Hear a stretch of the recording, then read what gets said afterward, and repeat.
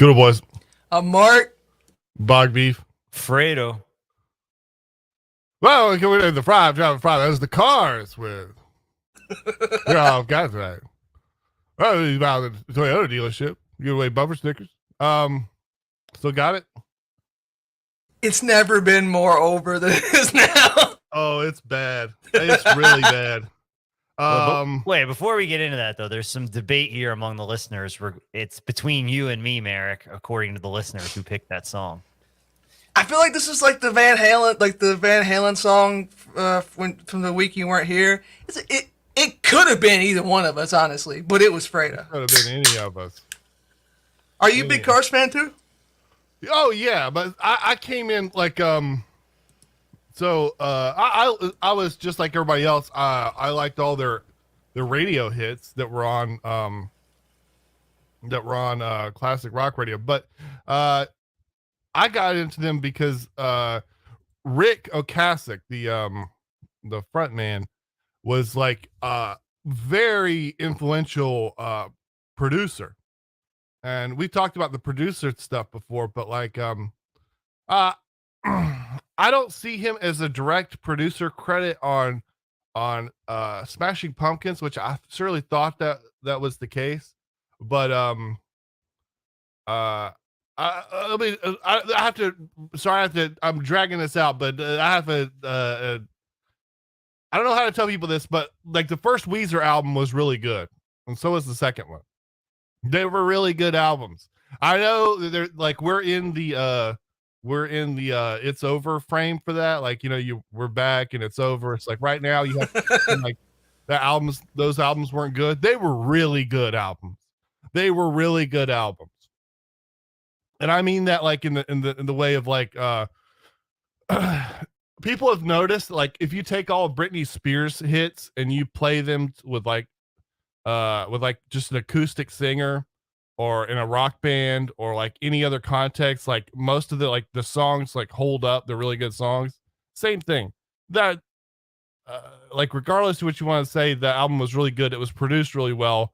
It spawned like I don't know. It was just really, really cool. And Rick Ocasek had a lot to do with that. And I think I was sort of primed for that because it was obvious that Billy Corgan worshipped him. Someone said it's most over right before we're back. I love that. That's a very zen. That's a good, very zen attitude. I wonder if you guys could tell me about. So I've heard a little bit about this. So there's the girl on the album cover. Yeah, she was Paulina Porizkova, and let me just tell you. So when I looked at like. That album cover is not very flattering to me. I didn't look at that and be like, wow, that's a beautiful woman. But apparently was like the most beautiful woman in Russia at this time. This is like during the Soviet Union. And all these different people were like, how do we get this beautiful woman out of Russia? She's too beautiful to be in the Soviet Union. And I like one way you could tell if people are like legitimately beautiful. Like, so she looks good, like no matter like what age she is, you know what I mean? She's got like, she actually is sort of like talking about those songs. There's people that just sort of look good at different times. You get on a cycle of juice or something, but no, like she actually is put together. Well, she's like a supermodel, right, from the 70s. Who was it that she was married to? She was there's like a she was married to him. Wasn't she married to him, to Ocasek? Yeah. I thought that she was involved in a relationship with some weird famous person. Kind of like how Varoufakis ended up marrying the girl from that Common People song. Like wasn't she connected to some strange political figure? I know you're talking about the dude from the War Nerd podcast. Didn't he like have a go at her or something like that? I don't know. I'm not going to defame anybody with that. All I can find is it says she dated Aaron Sorkin after Rick died. Rick died in 2019. Oh, I don't know. Maybe I imagined it. Well, anyways, Yeah, but before we get started, 14 minutes past the hour, we got a car accident on the 405 North at Wilshire, exit 55. So, watch out there. yeah, That's actually true. Yeah. I just looked that up on traffic report. I was gonna say there, Merrick. You act like you're this Southern guy, not very cosmopolitan. You're just throwing around intersections in Los Angeles like it's no big thing. Yeah, went to sigalert.com and got the LA traffic report. You're Yeah. welcome. That was Paulina. She was Czech. She was the first Central American woman to appear on Sports Illustrated's the cover of Sports Illustrated swimsuit edition. Yeah. Apparently, her parents were like anti-Soviet dissidents, and I guess that was that, and she was smoking hot was why they had to get her out of there. Yeah, it never hurts if you're a 10 for your era. You're right there, like that, like the photo, the album cover up picture of her is like the least flattering photo of her that exists. It's bizarre. Yeah. People brought up patronage. I don't want to go too deep on this, but let me tell you. So a lot of people talk about like they have like different bits or whatever that like I really believe in the patronage thing. Like I really do. And it's just something I said like this week, like, if you look 5 years from now, I mean, a lot of people have different ideas out there, in the amateur space. Like in 5 years, would I bet money on my own ideology here versus others? Yeah, I would bet it all. I bet that patronage will be a bigger deal than all these other ones in 5 years or 10 years or whatever. Because it's really good. I mean, it really is. There's people that don't even like me that they're like, they got to admit that. And so I don't know if you saw, I just see it more and more out there. And, so I saw someone talking about, the Huey Long movie, and they were talking about how it teaches you about patronage and stuff like that. And, but anyways, Aura McIntyre did a video about it. He gave us a shout out. Yeah, I don't know. Just throwing that out there. Well, hang on a second. Love and Bros says, can we call in song dedications? Not really. Basically, I don't know. This is something we should say on the air, but we looked at when used to you couldn't play copyrighted music. I guess that wasn't in a video game. There's something that it can tell if you're playing music from a video game. Generally, I know that it's Star Wars video games can like copyright you on Twitch. So like we're on a platform that's for streaming video games. So it generally has to let you play video game music. So that's what people generally did. But then they put in a change, a rule change that said you got like a 5-minute window of grace time. So we realized that we could use that time to play one copyrighted song on every episode. To steal one song from the RIAA every week. You give us an inch and we took the whole damn mile. So yeah, that's just how that is. Yeah, sorry. Continue. I was just gonna say, someone said you could play 2 Buddy Holly songs. Yeah, you could play 3 like early '60s Motown songs. They were like 90 seconds long. Yeah, you could go buck wild with it. Here's the thing, man, and this is why people get mad about it. Is the patronage model is. There's no word for it because like you would say this is like sociology, but like sociology's fake. So you can't even say that. It's just like basic human behavior 101. So yeah, it's always going to work. The trick is like you have to be able to suss out who the clients are, who the patrons are, and exactly how they're paying out to them. Like that's the hard part. And I mean, I would say it used to be the hard part. Like every day it gets a little bit easier because they're getting kind of dumber and more overt with it to the point where like eventually they're just going to start paying out money directly to their clients from the treasury. They already do it indirectly, but they're just going to start doing it directly. Yeah, Well, Like, that's what reparations are. The other thing too is like you can have Bog Beef explain patronage to you, and you're probably going to understand it, right? Which is a good thing. The way you want to make money is you got to have this like these real complex theories of the world that require just like insane amounts of explanation, and not everyone can understand it. So it gives like your listeners this sort of superiority complex if they think they understand it, and then they Yes. can mock all the other people that don't understand it. Like that. That's where the money's at. That's where you want to be.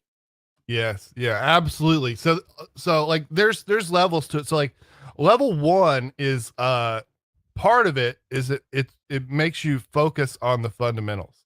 And that's very difficult. Sometimes dangerous. People bring up James Lindsay. I don't think James Lindsay is like legally allowed to. Remember, I'm not using my name and my Christian name and I don't have a professional job. Everyone knows that I have, whatever. So like he may be legally unable to stick to fundamentals.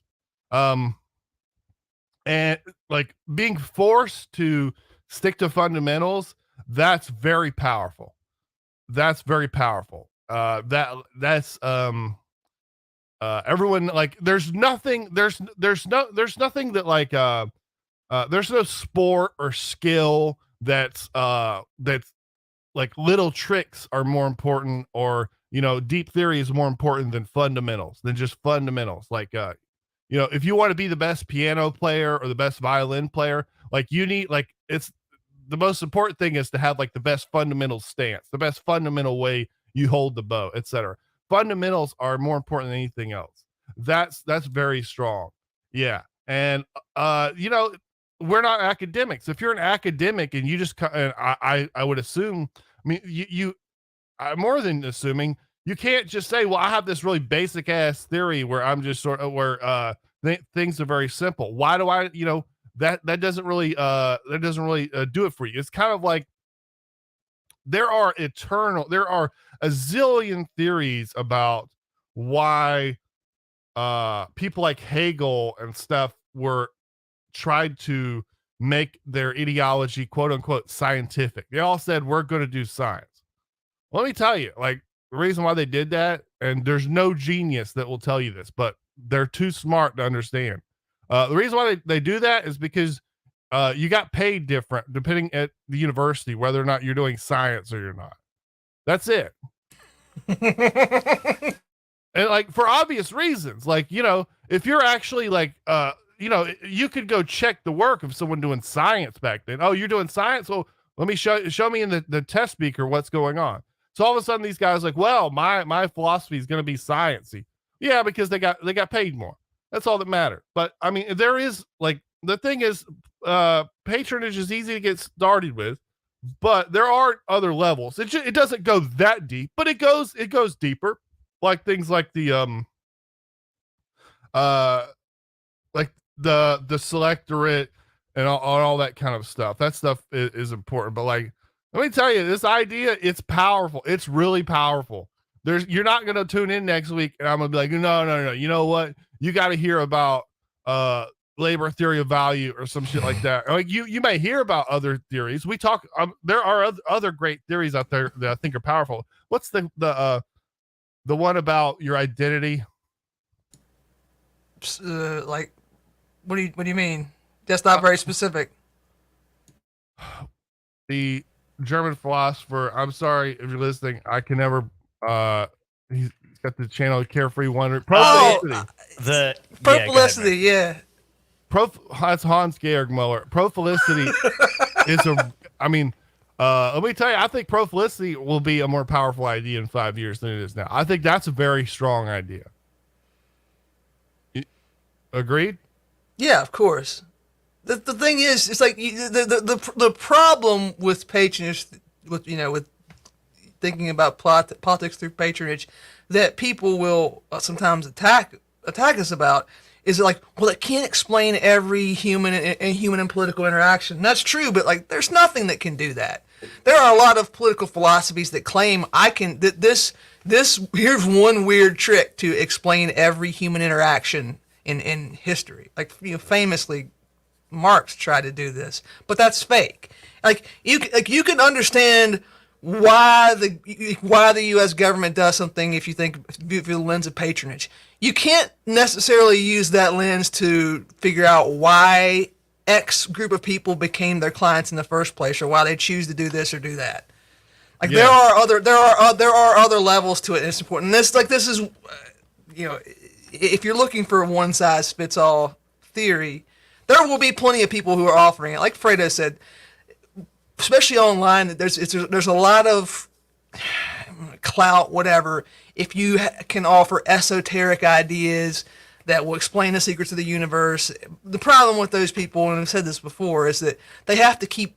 You got to keep hitting them with it. You got to keep coming up with next week a new esoteric theory they never heard of, because eventually, people will get hip to your stupid theories, and you have to come up with a new one. And we don't have to name names, but if you listen to this, you probably know at least one person who does this. There's people listening to this right now, and I'm not being mean, but you've critiqued you thought that patronage is really stupid and dumb and all this kind of stuff, and you're on like your fourth. We'll be generous here and say model. And the quote here that's important is that all model. This is from George Box. He's like one of the great statisticians, like the guy that came up with like Bayesian inference and stuff like that. George Box. Essentially, all models are wrong, but some are useful. Now you get really dumb and ahead of yourself when you don't realize that these things that you're trying to model reality, and we're all trying to model reality. It's important. You need to model reality. You need to have a model, a range for what the guy in the SUV next to you, in the lane is likely to do. You don't know what he's going to do. There's nothing that can tell you exactly what he's going to do or exactly what he's thinking or whatever.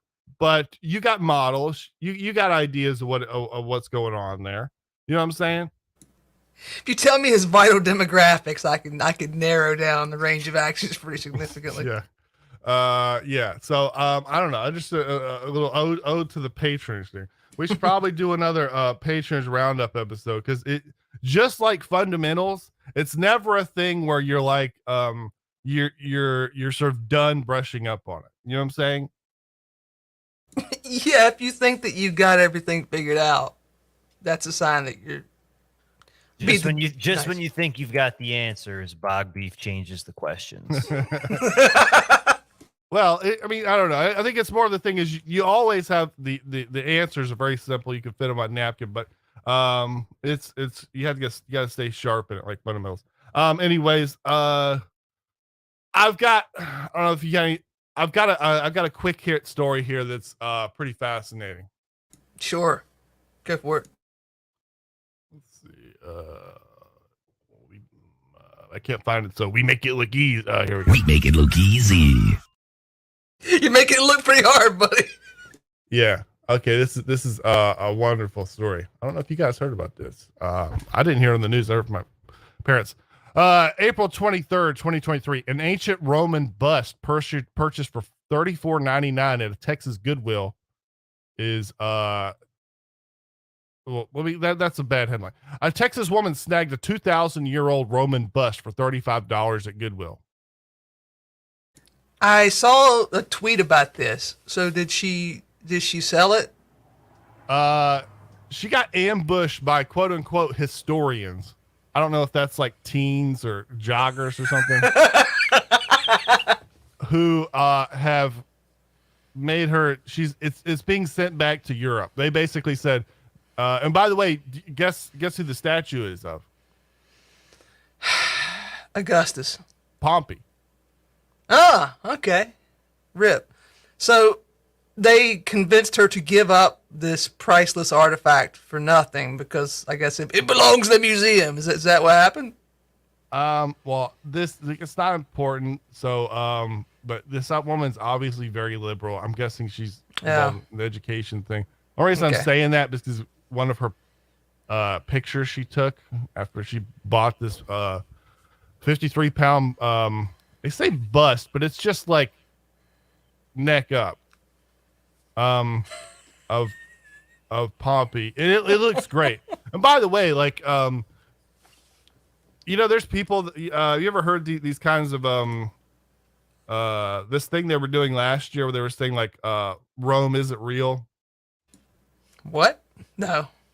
Well, this was like this progressive thing about Rome isn't real, and when you really like got down to it, you're like, it was really basically a complaint that a lot of things are like this. There's like a sort of a Mott and Bailey, but like you're like, oh, Rome isn't real. Well, here. By the way, here's all this massive evidence we have. You can just walk down the Appian Way, and they say, well, it was basically a complaint that what do you call the place where the Pope lives? The Vatican City. The Vatican didn't allow like unlimited access from SJW academics to their archives, basically. All right, so they were trying to claim that Rome is fake history, that there was no Roman Empire, that this is like all a big conspiracy theory. Is that what they were saying? It's kind of the thing where it's like, well, I don't believe Jesus is real, so now you have to prove it, and what's your evidence? Oh, okay, yeah. Who cares? Yeah. It was a big viral thing a while ago. I gotta say, I like, I'm a fan of history. I like these things. If I purchased a bust of Pompey, from the ancient world, somebody's gonna be cutting me a check before that thing gets shipped off anywhere. I'll keep that on the mantle, until somebody peels off some walking around money. Ain't no historian's gonna slut shame me into giving it away for free. Yeah. Well, by the way, I mean, isn't it cool though that like you could just sort of look at this head from this picture of what do you call it, this depiction of someone from 2,000 years ago, and everybody is like, oh, that's Pompey. That's Pompey. That's pretty cool. Like we know what Pompey looked like. But yeah, I wonder if you're hip to this, Fredo. I mean, Merrick brings up an interesting point. Are you hip to this stuff? I don't know. Maybe this is a Florida thing, but there's sort of like a Florida reactionary politics bit about. That's a good point. Cornish Jack says the bust was last seen in Germany, World War II. Yeah, don't you think is that where it would come from? Yes, just like he said, somebody's grandpa stole that thing during the war, put it in his rucksack and brought it home. Don't mind if I do. That's funny because that's exactly like this is the reason why there's all these headless statues there, because if you were a Gallic meathead, you're like, I'm not dragging that big ass statue back, but I'll just take the head. You know what I'm saying? I like also, how something never changes. What did he do with that? What did he do with that bust for 80 years? Was just chilling out was it Texas? You said. Yeah, do you just have it sitting on the coffee table beside the TV guide for 80 years? It's pretty incredible. Like, that's just amazing. Like, your grandpa there, and apparently, they threw it, they sold it off at an estate sale probably after it croaked. He traveled across the world with the M1 Garand and battled his way and took like a statue that was made at the time that was sculpted out of one of the greatest generals of all time, and nobody cares. They just got win the goodwill. But sorry, Freda, are you hip to this stuff? Because it's a kind of a legal thing, kind of a right-wing politics thing, about finding Spanish gold. Yeah. Only the broadest outlines of it.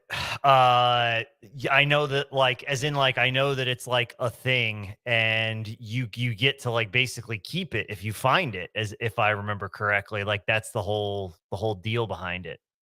Well, hell yeah. A lot of there's I've heard it as a version of like that you don't get to keep it, that the government takes all of it. But either way, it's like there's definitely places around the world where you don't get to keep it. And like what's effed up about that is if you tell people that, if you're a diver and if you find a giant treasure chest full of gold doubloons, 100% of that belongs to the United States. It belongs to the government. Well, you're not going to get anything. You know what I mean? Yeah, exactly. Like there's I've seen a lot of that stuff in St. Augustine because that's a big shipwreck area. There's like a few places where you can go see some like really cool shipwreck stuff that's been like basically just like brought out of the bottom of the ocean, and then they will they show you like their restoration processes too, and in terms of like how they get like all the basically 50 years of ocean off the thing without, or not 50 years, like hundreds of years of ocean off the thing without like destroying it. And the reason there's so many shipwrecks there is because that's where all the loyalists fled throughout most of the whole Southeast as the Americans started winning the war. In the Revolutionary War, I'm talking about. So, like, if you're into that kind of thing, St. Augustine has a lot of really cool stuff for you to go see. Yeah, that's East Florida. That was with like America. You hit the like Bloody Bill Anderson, or what that guy's name was.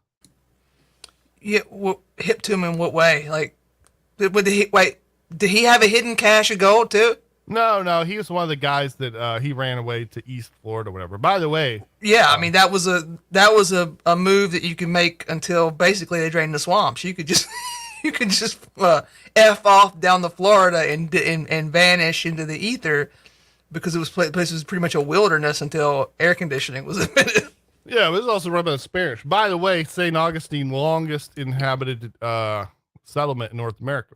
Yes, but even after we took it from Spain, like even when it was an American territory for a long time, you could just go there and be a proto Florida man and not be bothered by the government. Couple things. One, when all the loyalists were fleeing there, it wasn't Spanish, it was British. It was just loyalists. Didn't sign the Declaration of Independence. And what I'm talking about is a little different than disappearing, because St. Augustine actually became like insanely overcrowded during the Revolutionary War because so many loyalists fled there. Like they had like, I guess what we would call today a housing shortage because like so many of them got there. And because they were in such a rush, that's why there were so many wrecks, because they were like literally just grabbing all the shit they could grab as the Continental Army was taking your city or whatever. And then you would end up, down there. The best story, though, and I won't go through it again because I already told the whole thing on an earlier episode, to Merrick's point about just disappearing in the swamp and becoming a jungle man, was the William Bowles story, where he was a British loyalist who fled to Florida. Instead of going to what was considered urban then, St. Augustine, he went out into the swamps in Cedar Key, married an Indian chief's daughter, became the chief, united all the tribes in Florida under one flag, declared his own country, and then fought a war to which he lost eventually, but he hung in there for a few years. Base. That's like a was he okay? Beginning of story, was he some kind of elite at the beginning? I don't know how elite he was, but he was an English colonist from Maryland. But I don't know like if he was an elite, but I know he was a loyalist and had to flee, either during or right after the Revolutionary War. That would be the most perfect, like, embarrassed elite that becomes revolutionary, you know what I mean? Yeah, like literally marrying an Indian woman and like, because I cannot imagine that was easy to do. Like he learned their language, like, convincing the chief you were good to go as the next guy in charge. There had to be a lot of planning involved in that. Yeah, they make you wear those mitts with the ants in them and stuff.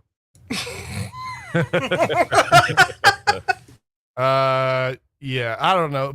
Part of this story is awesome. Part of it, this person paid $35 for a bust of Pompey, and the Boulder, Colorado, Goodwill charged. Oh, it was Boulder. I thought it was Texas. No, this was Texas, but the Boulder, Colorado, Goodwill online got $239 from me for the X-Files DVD. That's kind of bullshit. You got played, son.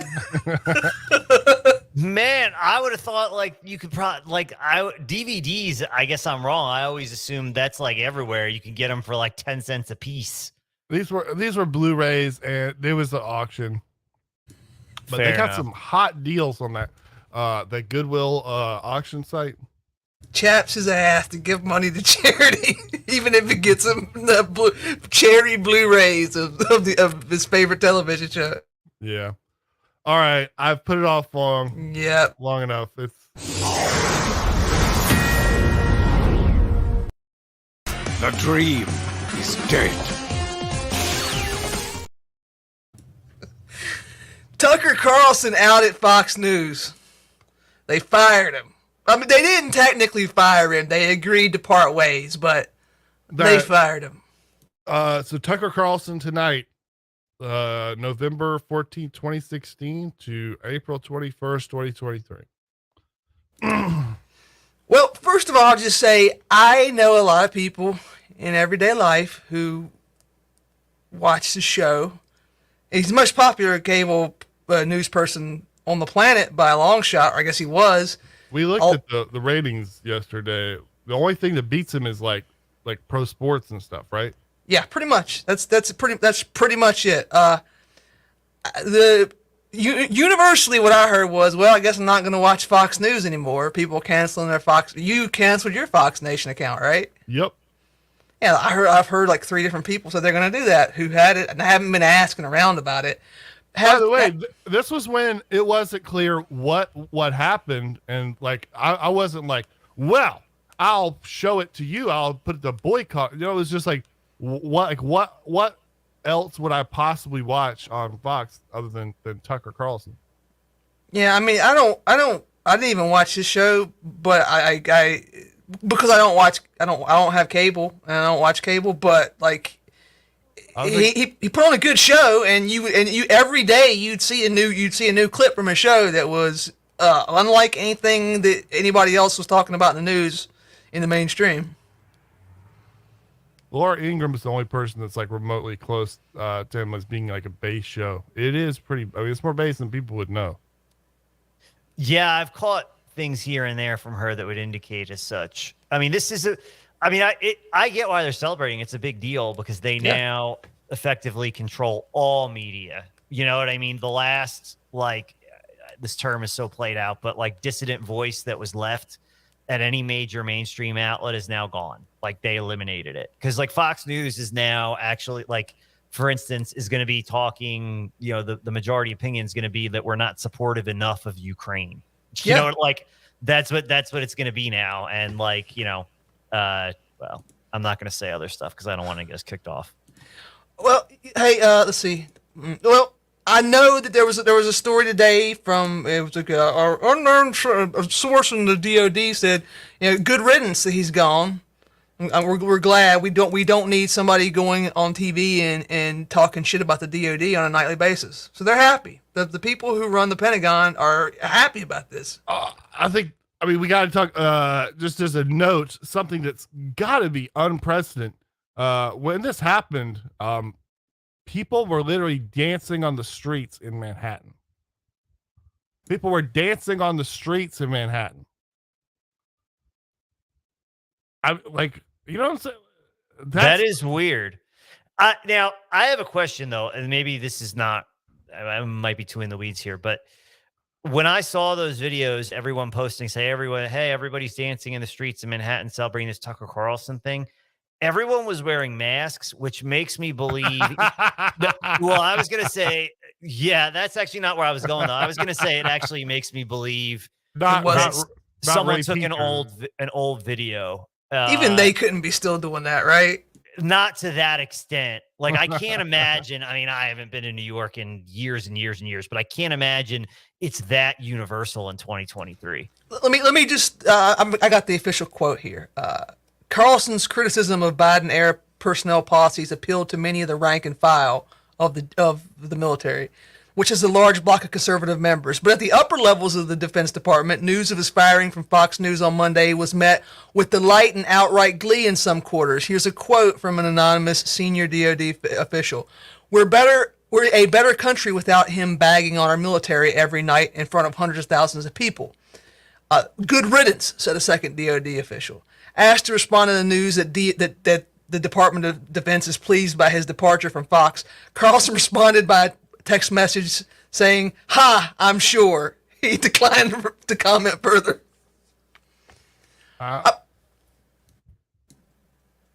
Go ahead. So first off, I mean, this is a huge, huge deal. And you know, this made me think of something. Like, I don't know if you've been following the war in the Ukraine, but one of the things people are talking about, I don't know if you've seen that there's been heavy losses of tanks on both sides, and there's all this discussion that says like, well, I guess tanks are not a useful part of war anymore. They're getting blown up by like, RPGs and stuff like that.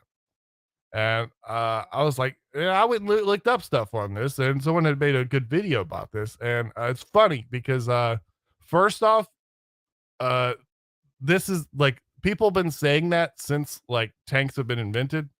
Like as soon as like the first anti-tank rifle came out, they're like, well, no one's going to use a tank anymore because anti-tank weapons are out. But the guy had like a good summary of like the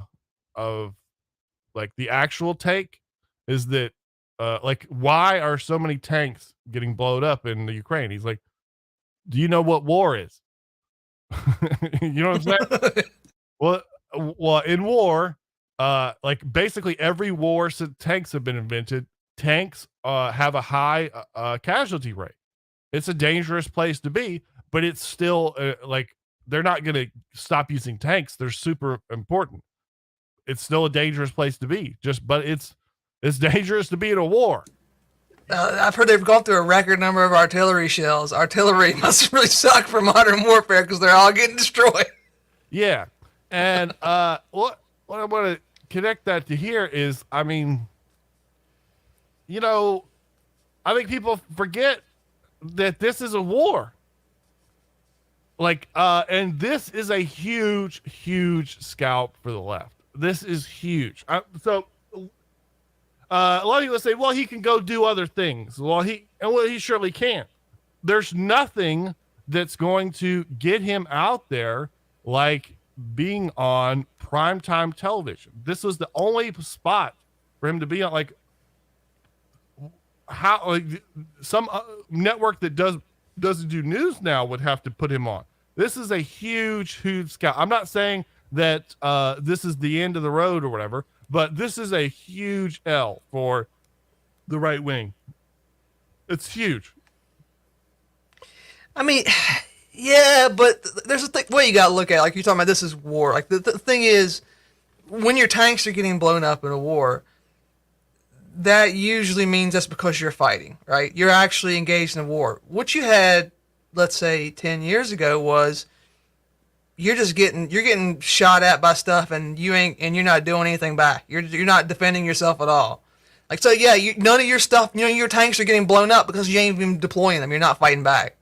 That's like, this was inevitable. And there's no nice way. There's no way to frame this as like that's not terrible, because like, yeah, you took off the one, like the only mainstream media personality or whatever that I would bother to listen to. Real quick, did you see what Glenn Greenwald said?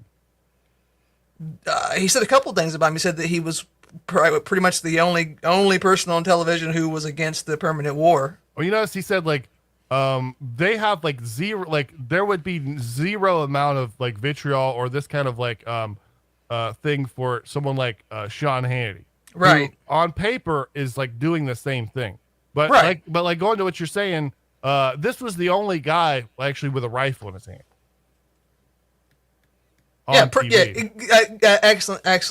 Excellent point. Your question comes around to why did it happen, and like there's actually there's a lot of potential reasons. I got the impression, and because we'd heard rumors about this before, that the executives wanted to get rid of him, and part of it came out when that Dominion loss. No, well, I guess the Dominion lawsuit's the first place to start. They won a $700 million settlement against Fox News because the Pillow guy accused them of electoral fraud, and they lost in court. And Tucker Carlson wasn't involved in that, but part of the discovery was text messages where he says that, like, yeah, this network is run by liberal idiots. I hate half the people who work, other personalities there, and he wasn't nice about them. Everything he said was true, absolutely true, but you could say that there's motivation right there. A, here's a person who says things that makes the Pentagon angry, and B, you got him on paper saying that you're a moron. There was so there's a lot of there's a lot of different rabbit trails of why this happened, and reality kind of happens. There's usually in cases like this, like I would not lean too much into whatever the straw broke the camel's back, because there's the difference is like, well, why didn't we do anything different? Like, so one of the first thing that we were told, which now we're getting something different, but first thing we were told, and she's sort of this woman, there's a producer that sued the company. I believe her name was Grossberg. Yeah. And I was, I posted about that.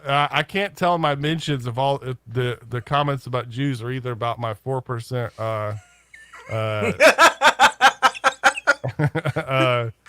what do you call it? 23 of me. It was 0.4%, wasn't it? Yeah, 0.4%. Yeah, they were demanding me to reveal like I had the 0.4% trace, and it was like Persian / Caucasoid, right? And for some reason that's more acceptable than the 0.4% Ashkenazi. Strange behavior. Yeah. But okay, so this woman was trotted out, and she's sort of like walking around saying like, yeah, I did it. Yeah, I did it. Well, I wouldn't put too much into that, but one of the big discussions was like, why would someone hire someone like this at like at the Eagle's Nest? You know what I'm saying? I can't answer that. So like here's what happened. So like obviously Tucker Carlson is like this extremely base guy, and on this and like I guarantee that like all his all like his writers and stuff, like all his writers are going to be like just like us. They're going to be like shit posting. They're going to know who like Jared Taylor is, you know what I'm saying? They're gonna be hip to what's going on. They watch Sam Hyde and stuff like that. Everybody else in the building is like a media professional, and the right wing cannot produce like if you at a TV station, first off, like you have to be like a professional. They don't just like try people out, or like maybe you could work your way up the ladder and stuff, but like you need like real credentials to be involved in live TV at all. And like there's no like at Liberty University or what's that one institute that's connected to all this interactive type stuff? Hillsdale. Yeah, Hillsdale don't have like a course where you learn to like twiddle the knobs for like the production room for a TV station. You know what I'm saying? And so you have to just get these like sort of these media professionals. And the thing is, like, well, why would some leftists get a job at Fox? Well, they all do, because they need a job, and it's hard to get a job in this business. And most of these people that work there are going to be Democrats because of the business they're in. And I had people talking in my comments saying, well, I work there. Camera guys are Trump supporters or this or that. Yeah, maybe. But any of these people, it's going to be like be a TV producer or something. They're going to be like a raging Democrat. And like this became a real problem here. I mean, I did a tweet that's going viral right now. Just, think about the kind of person. It's like, well, I studied at UCLA for TV production. No, you're wrong.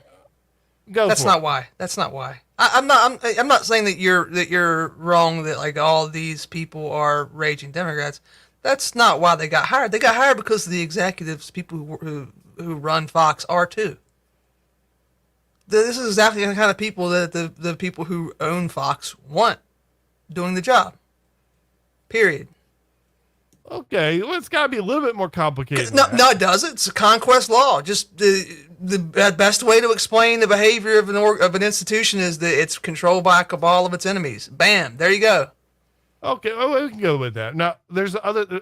Now we're getting the story that that Rupert Murdoch got cucked at a dinner by Tucker.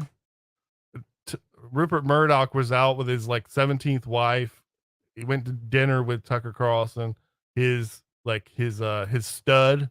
Rupert Murdoch's like a baseball team owner, and this is like his first baseman, just hit 75 home runs. So this is like his stud. And he goes to dinner with him, and Rupert Murdoch's wife said, "Tucker Carlson, you're the most important man in the world." And the idea is that supposedly this is why Rupert, I don't believe that this is why. I think it really comes from the empire. The reason why he's off is because of the Pentagon, the great Satan, the world empire. Well, okay. Put a pin in that last part. The other option, a candidate for the president of the United States, Robert F. Kennedy Jr., running for the Democratic Party, says Fox fires Tucker Carlson 5 days after he crosses the red line by acknowledging that TV networks push a blank and blank V word from pharma advertisers, meaning Pfizer and Moderna. I don't know if we can even say these words without getting shit canned, which kind of tells you, kind of answers this question by itself, whether or not this could have been a part of it. He was really pilled on the V question, the V medical treatment. He went against it pretty much by himself in the mainstream news, right? Yeah. That could be it. I mean, it could be all these things combined too. Another piece of the story is that he's probably the only host on Fox that was willing to be even mildly critical of Donald Trump, right? And if they I don't think this was the driver because Trump's so far ahead in the primary, but they very clearly want to make sure he easily wins the primary. So that's another, this could be a minor secondary motivation, could have been election fortification. Yeah, and by the way, another thing that he's famous for, having a lot of people talking about January 6th, did a documentary about January 6th, talking about election fortification quite a bit.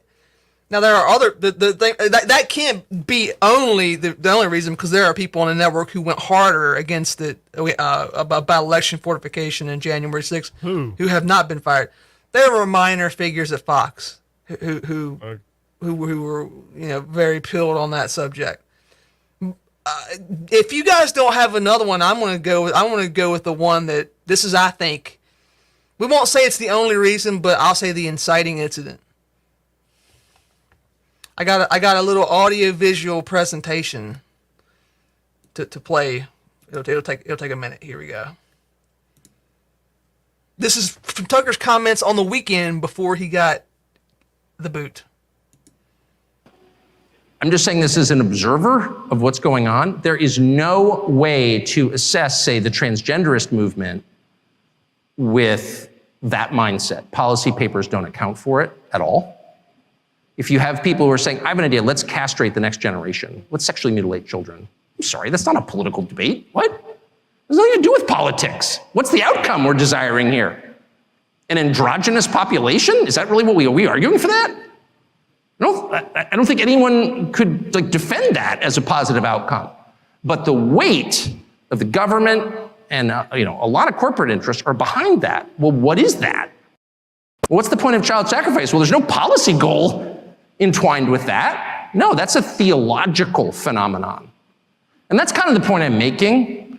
None of this makes sense in conventional political terms. When people or crowds of people, or the largest crowd of people at all, which is the federal government, the largest human organization in human history, decide that the goal is to destroy things, destruction for its own sake. Hey, let's tear it down. What you're watching is not a political movement, it's evil. Now, this was a speech he gave for the Heritage Foundation, and I Boy, I watched. wish Heritage had an audio engineer on staff. Yeah, it was pretty terrible. they must have got the producer that didn't go to USC. Yeah. But anyway, I watched the whole thing. What he does, especially in this one section, is he says that this is no longer a political debate between two groups of people who are arguing about like tax policy. It is a religious war between two religions, one good and one evil, and he reinforces it several times. And at the end, he tells me you should probably pray about it. You need to get right with God. Now, like, why would this be the inciting incident? Well, Vanity Fair magazine, the greatest journalism publication in the world because they've mentioned our names twice, they just threw it out today. According to their source at Fox News Corp, Chair Rupert Murdoch removed Carlson over remarks he made at the Heritage Foundation's gala on Friday night. Carlson laced his speech with religious overtones that even Murdoch found too extreme. I think that's funny that even Murdoch, yeah, noted religious zealot Rupert Murdoch. I'm going to get to that later. The Murdoch found too extreme. The source, who was briefed on Murdoch's decision-making, said Carlson told the Heritage audience that the national politics has become a Manichaean battle between good and evil. Carlson said that people advocating for transsexual rights and the DEI programs want to destroy America and they could not be persuaded with facts. Quote, we should say that and stop engaging in these totally fraudulent debates. I've tried. That doesn't work, he said. The answer, Carlson suggested, was prayer. Quote, I have concluded it might be worth taking just 10 minutes out of your busy schedule to say a prayer for the future, and I hope you will. The source says that stuff freaks Rupert out. He didn't like all the spiritual talk. How does this relate to the story about Rupert Murdoch being cucked? Well, his fiance. Like a lot of the people at Distant Right give us shit. Yeah. His fiance that you had at dinner with, the one who said, she didn't say that Tucker Carlson was the greatest guy in the world. She said that he was a messenger from God because that lady was, I guess, extremely religious. And Rupert Murdoch allegedly broke his engagement off with her after that for both her effusive praise of Tucker Carlson and being a religious nut. Let me tell you something. Rupert Murdoch's 92. So he ought to look into religion. Yeah, I'm just saying. Rupert Murdoch was perhaps unnerved by Carlson's messianism because it echoed the end times worldview of Murdoch's ex-fiancée Anne Leslie Smith, the source said. She during dinner, Smith put out a Bible and started reading passages from the book of Exodus, the sources said. Rupert just sat there and stared. So fortunately, Rupert Murdoch's an old man, and soon his zombie festering body will give up the ghost, and he'll be consigned to oblivion where he belongs. But you need to understand this: these are the people who run Fox. They run everything. They absolutely despise your religion. If you are religious, even in the sense of like a liberal Christian in the 90s. They despise you. They hate you. They recoil away from your beliefs like a vampire, being splashed with holy water or a cross. Like this to Rupert Murdoch, this was too far. Tucker Carlson going on TV and saying American politics is now a battle between good and evil. They do that every fucking day on They do it every day on MSNBC and CNN. That's pretty much the only message the Democratic Party has put out since 2016, that you are in a religious struggle between good and evil. And of course they say the Republicans and conservatives and white people are evil, and Christians especially are evil, and that they're good. someone on Fox News had the audacity to say that the founding religion of the United States, the religion that on paper most people, or I guess a plurality of people, believe in, you can't do this. This is absolutely off limits. And I totally believe that this could be the inciting incident. I have no trouble believing that. And, you know, this idea that Rupert Murdoch is like some paragon of conservative thought. No, he's a fucking senile pervert, and he always has been. If you're as old as we are, you remember a time when Rupert Murdoch was rightly regarded as something basically one step up from a pornographer. Just a disgusting human being who peddled filth. And he got into the news business, and he entered a market that had pretty much nobody else in it. It's not like he created Fox News as a social conservative. He cares about. It's always a good business decision, by the way. Yeah, he cared about his taxes, and he moved into a niche market. Well, not niche, a market that was just being underserved. And so it's not like he's not Tucker Carlson. He doesn't have any strong any strong convictions. He's a disgusting zombie. You know, biggest investor in Theranos, by the way. Yeah. So it's insulting to be like, this was too much even for him. No, I have no trouble believing that. There are probably executives at CNN who are more socially conservative than Rupert Murdoch. And I have no trouble believing this is why they got rid of him. It doesn't have to be the only reason. I'm sure he was every day pressured by people in the government and government adjacent, which is 40% of the workforce and economy at this point, about having this guy on here who pissed everybody off. They don't care about Sean Hannity, other than he can be a boogeyman to be laughed at. They weren't laughing at Tucker Carlson when he was on the air. They were crying and demanding that he be removed. So there you go. And you know, I'm so glad you made that little aside. Like, this sounds like some of the people who we tangle with on Twitter. Because yeah, that is what, like, there are two ways these are two ways the conservative movement can go. And one is that you can have these people, like Rupert Murdoch's basically the Coomer archetype of like the, if you want to say right wing. He's that guy. The racist liberal. Yeah. Who's the sports betting guy that everybody, Dave something, whatever. Portnoy. Yeah. That guy's the same kind of disgusting creature. You know what? Like the right wing insult cuckold became so big in the last few years because there's a huge element of truth in it. You have these people who basically cuck themselves at every opportunity. Like firing Tucker Carlson is like cuckoldry for a right wing media mogul. Yeah, or the Barstool media empire. Remember, they lost their shit about abortion, right, needing to stay legal. Yeah, right. So you have the Coomers, you have the ancient statue PFP queens. And for obvious reasons, they're not going to ever be on board with any kind of socially conservative project because it wouldn't be happy with the way they conduct themselves. And then you have the people who used to be not heritage, would say the Chamber of Commerce people who don't care what happens as long as they don't have to pay a penny higher taxes and whatever. And those three groups really, really, really don't want anybody who could possibly rock the boat and form some kind of functional opposition to the big blue gay empire. And they're going to do their best to make sure that never happens.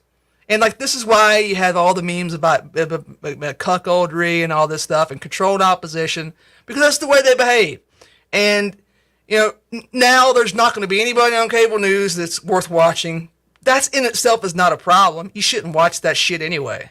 Like now you can safely. Before it was always like, yeah, don't watch any of that crap. I guess Tucker's okay, but now just don't watch that crap. I thought he made some interesting comments about that. I think he mentioned that reading Moldbug I heard this. I didn't get this from his lips, so that would be kind of crazy if he did mention Molebug specifically. But He had Molebug on his show, remember? yeah, he did. Yeah, he did. After he went on Good Old Boys. But we paved the way for that, yeah. well, I was thinking about. I didn't want to do the list because it'd take me like an hour to go through all of our episodes to see all the people that went on our show, then went on Tucker. But like, is it too much to say that it's double digits? Double digits what? People that went on Good Old Boys, then went on Tucker. Yeah.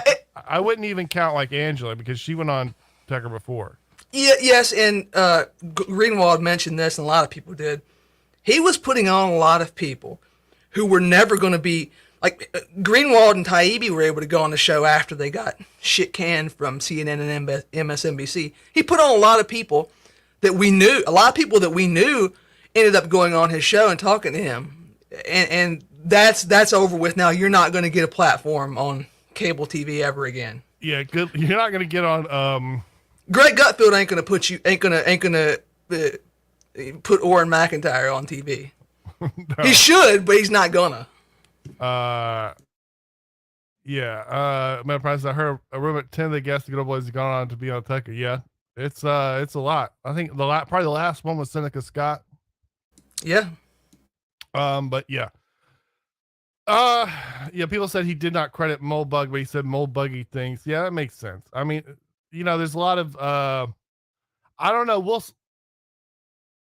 I just hope people realize, like, remember this, like, so it's kind of like why are tanks getting blown up? Well, because they're in war. Well, so I hope so this is bad, but it's also like you said, it's a good example that, like, hey, at least now bullets are flying, which is good. And I hope people realize that. I made a tweet where I said, I hope, like, a week ago, people were saying that Tucker's controlled opposition because he's there's a quote of him saying he was not a white nationalist.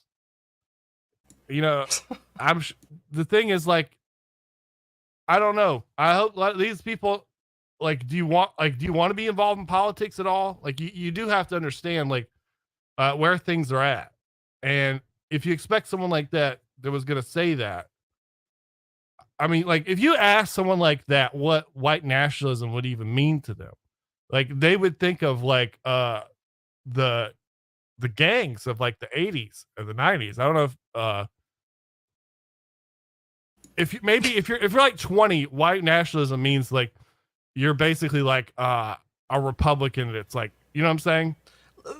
I intentionally don't like to talk about that subject on here, but it came up organically here, and this is the best time to do it. That's a fucking dumb idea. You can just be an American nationalist. By the way, if you say you're a nationalist, you're basically already declaring yourself, like, dangerously right wing today. Like, nationalist is a synonym for bad person to all the people that you hate. You don't have to add a prefix to it. You can just say, I'm an American nationalist. Who would that put you in a boat with that you don't want to be in? Like, Mark Miley's not going to call himself a nationalist, is he?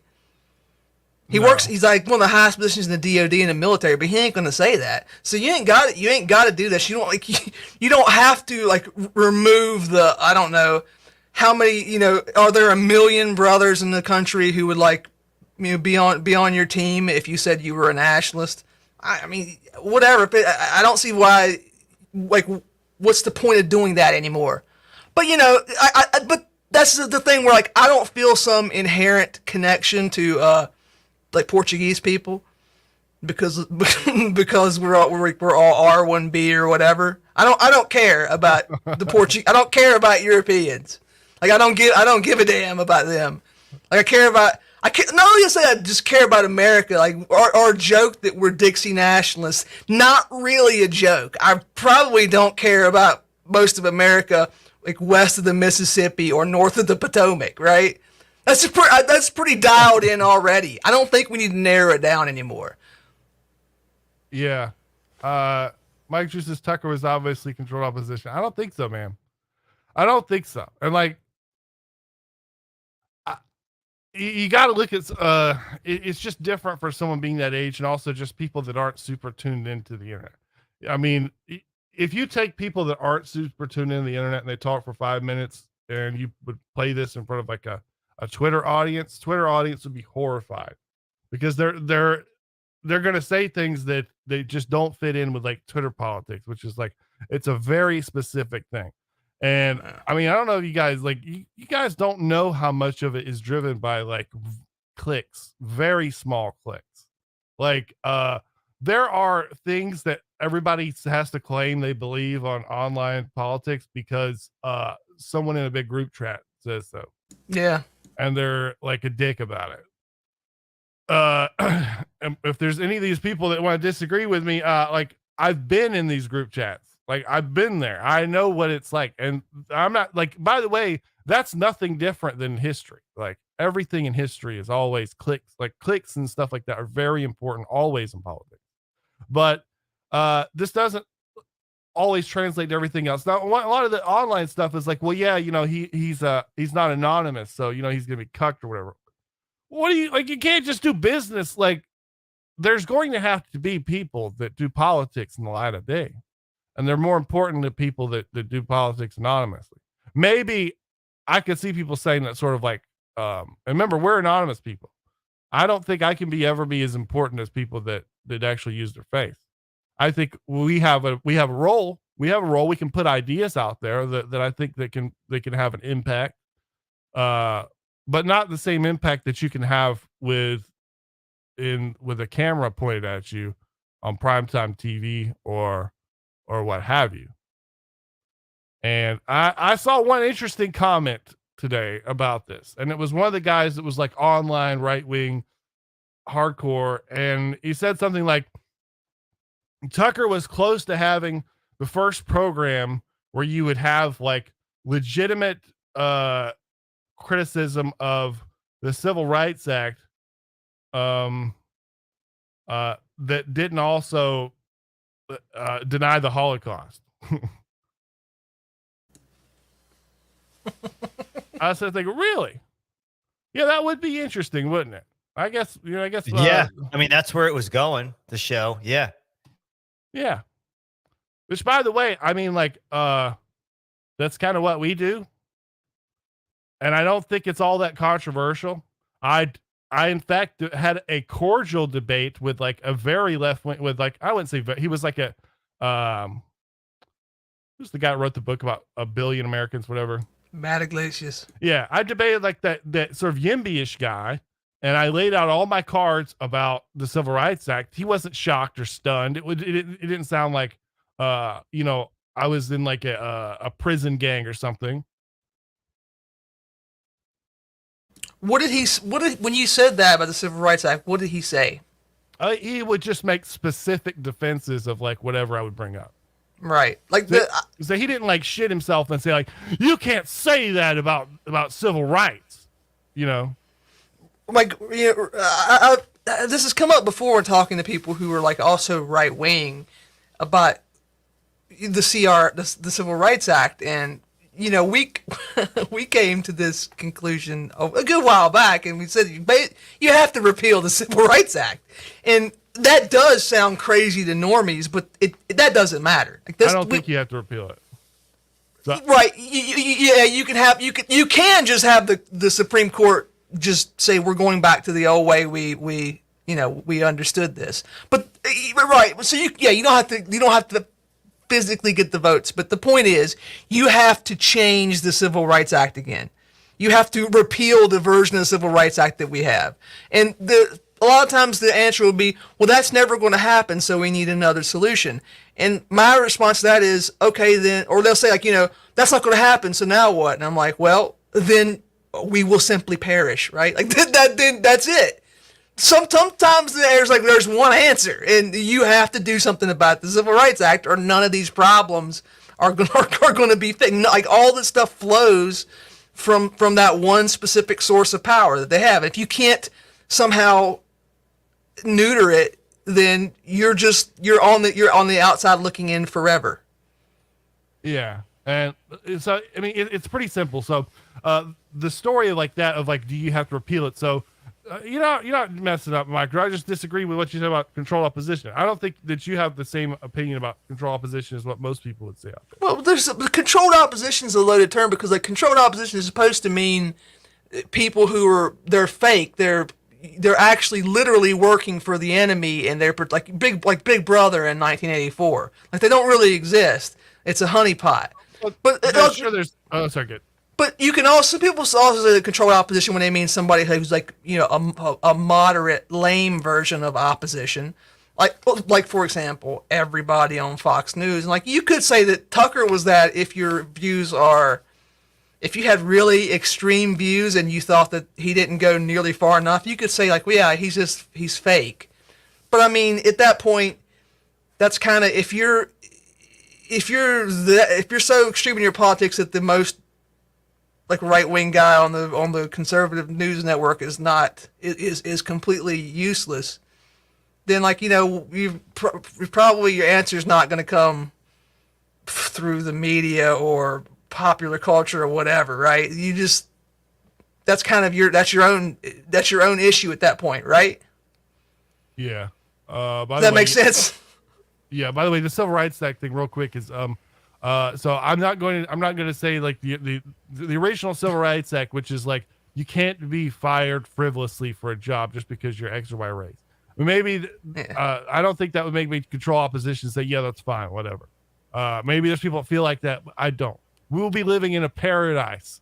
If you're super right wing, we'll be living in a paradise if that's what we were living in. However, you have that.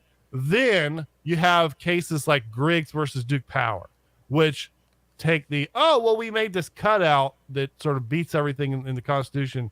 But it's no big deal. It's just you can't get fired frivolously. Now we add on Griggs versus Duke Power, which turns it into this is where you get disparate impact and stuff like that. Doesn't every though like I mean, every society eventually has that happen, right? Isn't there I'm messing this up, but isn't there a theory where like you create a bunch of like rules of the road or rules of engagement, laws, legal system, and then that lasts for a while until someone figures out a way to exploit it, and then everything goes to crap, and then you need to make a bunch of new rules? Yes. there's a name for that theory, though. Isn't there like an established existing name for that? Maybe that Scottish economist, he brings this up. He says like if you make any sort of standards or whatever, there'll be people will game them like this. But yeah, well, that's just entropy. That's just entropy. Yeah. So that is inherent. The European version of this, and so like the version of this without like any like bullshit or like court cases and stuff is the state of emergency, right? So and this is all like basically like talking about things that sort of subvert all like normal law. And so normally people are used to governments can just say, well, you know what, fuck it, we don't have like an answer or anything, but we're under a state of emergency because whatever, we're under attack or something like that. So all laws don't make any sense. We're not like laws don't matter. We may just jail you for being on the street or whatever, but it's because we're under attack. Some countries answer to this is like, I think France and Italy have been under a state of emergency like constitutionally like the past like 3 decades. And what happens is like those temporary measures always eventually like go to something else, right? Like the Roman answer to this was like the dictator, right? And then that eventually became like the dictator perpetuo, Yeah. Well, this is great. Rome's the great example because Rome they literally had the constitution, right? But it wasn't a thing that was written down. Really, it was this is kind of, sometimes people criticize our constitution because like it's just a bunch of words and the living constitutions it's fake. Like that's what every human civilization and society is like. You have these rules, and you don't have to write them down because they are, in the words of our original leaders, like they're self-evident. You just, because of like the way human beings interact with each other, people who are from similar backgrounds, you just know your upbringing tells you don't do this, you don't do that. And eventually it's gamed A by people who are seeking power, and B because once you're successful enough, you bring in a bunch of people who are not privy to all the things that you take for granted because they don't have the same upbringing and cultural background as you do. So suddenly now you have to redefine these things to help these people acclimate themselves to live in your home, and that gives more power to people who are bureaucrats, and that leaves you down the long, slow spiral down the drain.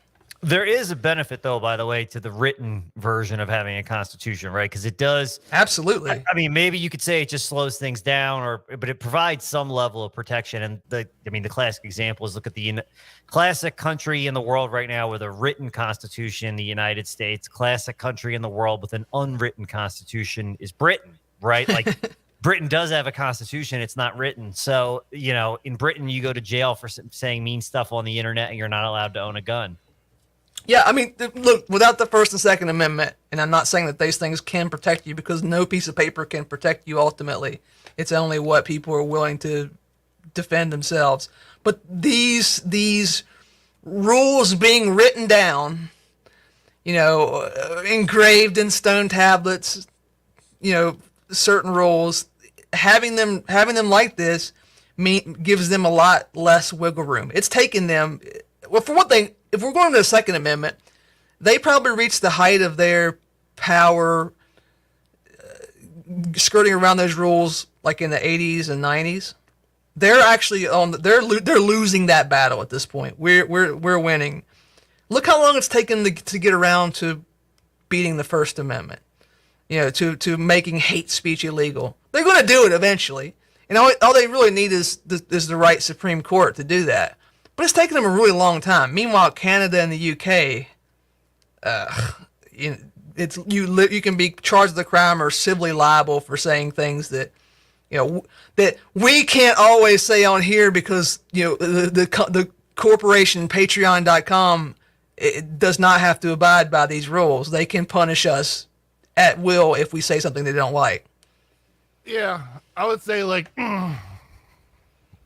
What has to be said for like sort of political theory is like it helps, but it's like 10%. I mean, I think it's easier to own it. Like, you can buy a gun in the United Kingdom. In fact, I'm pretty like there's it's in some ways easier to own a gun in places like the United Kingdom or Italy and stuff like that than it is to own a gun and say in America, maybe California, but more so like definitely like New York City or something. Is that true? I don't think you can carry a gun. Well, okay, maybe own, but can you carry a gun in the UK? I don't think you can do that at all. It's probably not without like some kind of private security thing. No, which is the case. Like, you absolutely can't. There's no place in the I won't say that because I don't know, but I'm pretty sure there's no place in the UK where you can carry weapons. Yeah, you can own like a shotgun if you live on a farm or whatever, but that's it.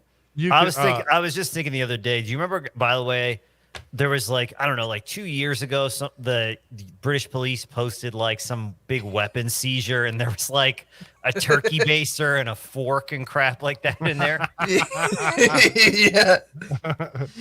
They do that every time. Yeah, like, we found a letter opener, governor, and another criminal off the streets. Well, I mean, so famously, like, so they have like you can't on paper you cannot own a pistol. So like one of their workarounds for that is that like if you can buy a pistol, but it'll have like a wire, like a chicken wire stock on it. So you'll go buy like a regular ass Glock. It'll have this wire coming out the back, like a stock that's like, 10, 15 inches. And then it'll have like a, 20-inch barrel, but that's like your handgun or whatever. It's something like that. But people definitely own guns there. Which is like, I think that would beat something like Manhattan or whatever.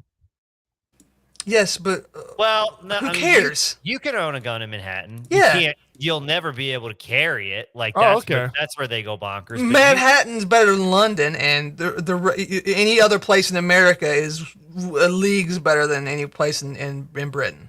Yeah, I mean, you can. It's it's 10 round limit, I believe, in all of New York for your magazine, but you can otherwise you can own any Manhattan doesn't even have a roster like California does, or I think their California roster is going to get stricken. But or Massachusetts also has a roster. It's just less crazy than California's. I mean, if a listener's in New York and wants to correct me, but I think you can own pretty much anything you want as long as you're under the 10 round magazine stuff.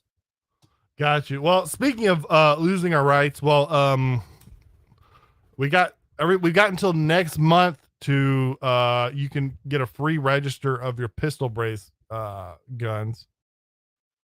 I'm gonna do one. What? So when you register it, what happens when you register it? Okay, so first off, like if you go on like any like the super right wing channels or whatever, they're gonna give you this. They're gonna say that this is gonna be like turned over in courts. Well, like first off, like maybe, but like there's no like injunctions that are like on the way, and this goes into effect in a month. Yeah. Yeah. No, you finish, Bog. Sorry. No, and so what if you in the next month submit your stuff, you will get the government will basically give you an SBR. Normally that costs $200. So basically, if people don't know, and I guess there's not much point in explaining this, but you're not, if you want to own a rifle with a barrel that's less than 20 inches, less than 16 inches long, or a shotgun less than 18 inches, you have to pay a $200 tax. It's a tax stamp.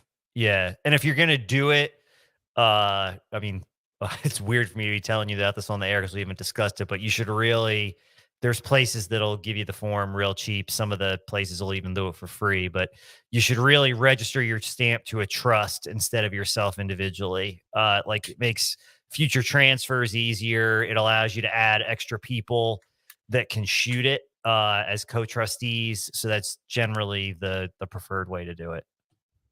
Yeah. Well, anyways, does this make you subject to like if you have certain licenses that they can just come and inspect your guns at any time. You'll be an NFA guy, which I am already. Right. But if you're not, that's bad times, right? You don't necessarily want to be on that list if you don't have to be. You don't want to be committing a felony either, though. Yeah. Yeah. So, but anyways, but if you want to do that and you want to get help from like people like Silencer Central and stuff, you got like 5 days. Like you got till the end of the month. So yeah, I'm just throwing it out there. I don't know. So someone asked Fredo, you think that the CA roster is going to be stricken? Yeah, I've been reading some of the pleadings. I might be like maybe a week or two behind, or I should say transcripts. And it seems like the judge is pretty skeptical. The state, it seems to even realize that at least some aspects of the roster are going to get stricken down, because last I heard, I don't know if they were approving them, but they were accepting applications for the roster for guns that did not have certain features that normally you wouldn't be able to apply for the roster without. So it seems like that is going to get the roster, not the concept of the roster in general may not be struck down, although I actually think there's a good chance that will happen too. But at a minimum, they're not right now. For those that aren't aware, to get on the roster, you basically have to be grandfathered as a new gun that was made after 2007. It's effectively or a design that came out after 2007, it's effectively impossible to get on the roster because for a variety of reasons, one of which is it requires micro-stamping technology that doesn't exist. What really is doing in the state with the roster, because I've seen it come up multiple times in the court documents, is the police are exempt from the roster. So the argument that these organizations have made are like, well, if guns are so freaking dangerous, if they're not able to qualify for the roster, then why are police allowed to carry them? And that has certainly seemed to carry a lot of weight, along with the fact that, the micro stamping, just you're mandating something that doesn't even exist. There's a funny nuance of this. Now I don't have this exactly right, but basically, so like you said, cops don't have to obey this, but gun stores do. And by the way, it's legal for a cop to sell one of their guns that's off the roster. So there's a lot of cops who do a lot of arms list dealing in California because of this. Yeah, that's another thing. You can get something off the roster as that's not on the roster as a private citizen. The issue is you're just going to pay a massive premium for it because you're going to be buying it from a police officer. Or I think a police officer, and I this part I might have wrong, but I think there's something where if you own the gun before you were a resident of California and you moved to California, I don't think you have to get rid of it. I think you can keep it and then you can sell it. Again, private sale. So you can make I think there's like cops in California making side incomes just selling, staccatos and all this other cool stuff that's not on the roster. Well, maybe we should cover it, but let's hit this story.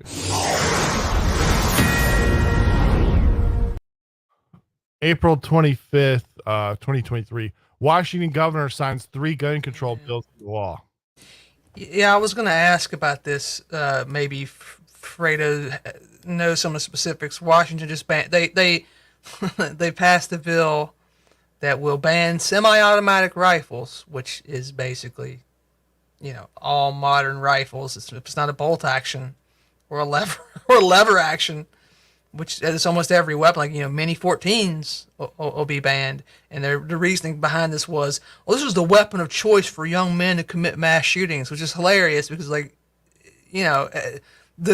huge majority of deaths are going to be from pistols, from somebody shooting you to death with a Glock or a high point. But anyway, my question. By the way, which is the most. There's a good forgotten weapons video about this where he talks about why the short barrel rifle thing is stupid, but there's fundamentally the whole thing is if you want to conceal a gun, you can just buy a pistol. Yeah, exactly. Well, yeah. And it doesn't ban the ownership of these weapons, but it bans the sale and transfer of them, which is fun. So everybody's gun in Washington State will be grandfathered in, but no new. That's the state in Canada too, by the way. You can own an automatic if you were. There's a reason for that too. They're not just trying to cut people a break. It's the argument that they're going to make in court when this goes. They're going to lose this, but the argument they're going to make is that there's no Second Amendment protection at all with respect to sales of arms. That it only protects your right to bear arms, not to purchase arms, which is. I know it's insane and it's nonsense and it's not going to work, but that's the angle they're going with. They've been signaling this for a while. You can even tell this argument comes up on Twitter a lot. It's a big Keith Olbermann thing on Twitter right now. It's like, oh no, you have the right to bear arms. You don't have the right to buy them. So what's funny about that argument, by the way, is it completely moots 100% in all respects their arguments against ghost guns, right? Because they're basically arguing that the Second Amendment, what it protects is effectively only home gunsmithing, which is what we've been told all along is the most dangerous type of firearm, the one that you build in your house. Yeah, so ever since the Supreme Court kind of hamstrung their attempts at gun control, a lot of states have been coming out with these laws that it's pretty obvious they're going to be struck down, but they keep doing it anyway. And they're not wrong to do that, by the way. If roles were reversed, I would want the Republican legislatures to be, passing laws that they know will be struck down anyway. You should just do this. It's a good political strategy. Well, and for them, it's fundraising. You got to remember they just have so much money, and this increases the piece of the pie you can get from these NGOs, and you hire every town. Yeah, exactly. There's a lot of money in this for them to just pass this stupid crap anyway. The amusing part is I don't know if you've looked at some of these. Washington's I don't think is by actually names the specific guns. I think it's more of the type that it it talks about features and stuff. Mm-hmm. But there are, well, I guess they all do that. But sometimes, I should say, when these bills pass, like Illinois, a lot of times the bills have provisions that say, okay, like, well, the state police have to, prepare like a roster of banned guns, more or less, based on the information in the bill. So, like in Illinois, I believe the bill had certain stuff with respect to features, and then certain guns were also banned by name. And what was funny about that is like the state police, like in their report that they put out, just having to like sheepishly admit, like, well, this combination of features doesn't exist. This feature that's in the bill, we actually don't know what that is. There were models of guns that were banned that were never actually made. Like it, like I don't like. I guess they were just like prototypes, or like something was in a magazine as like something that a manufacturer was going to release, but they never got around to putting out. The Star Trek phaser is now banned from the state of Illinois. Yeah, there was like a lot of stuff like that. You'd be surprised, where they just had to be like, this to the best of our knowledge was never actually made. Well, and if you turn the clock back 5 years, well, I guess 4 or 5 years, one of the, like, a law that was proposed before the Supreme Court ruling that kind of changed the game for us in the last short while. They were just talking, like, or when we had the Democrats had control of the House of Delegates and the state Senate and the governorship here in Virginia, they just talked about banning semi-automatic weapons of every kind, including handguns. And they were talking about doing that, and it set off this huge, like, well, there's no nice way to put it. We all just chimped out. And you had and that was when the 2A movement in Virginia exploded, and there was a lot of political mobilization. That's probably not going to happen in Washington, A, because everybody pretty much knows it's going to be struck down, and B, it's Washington State. There's probably not, I guess in the eastern part of the state there are still some gun owners, but they're probably massively outnumbered by the people in Seattle, or if you're in Oregon, in the Portland area, right? I believe in Oregon, the vote was much closer because theirs was a ballot initiative that passed recently. It was a pretty close vote because the people out Portland is not so huge that it dominates the entire rest of the state. It's big enough that it, I guess, dominates it, but not to the extent that you probably see in Washington. You know what I mean? Seattle's just a bigger city. And then Seattle also has Tacoma and Bellevue and like these other cities in that area, which are also pretty decently sized population wise that sort of outnumber it. Yeah, I don't know.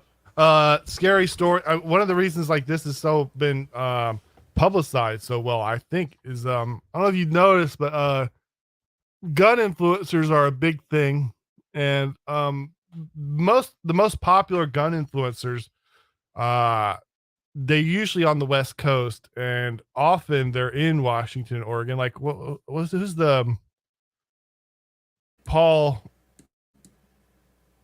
The Microsoft guy, Paul Allen? No, the gun guy, the Paul Harrell. Paul Harrell. He's in one of those places. Now, one of the reasons why these people are so are more popular than East Coast people is because they have access to this BLM land.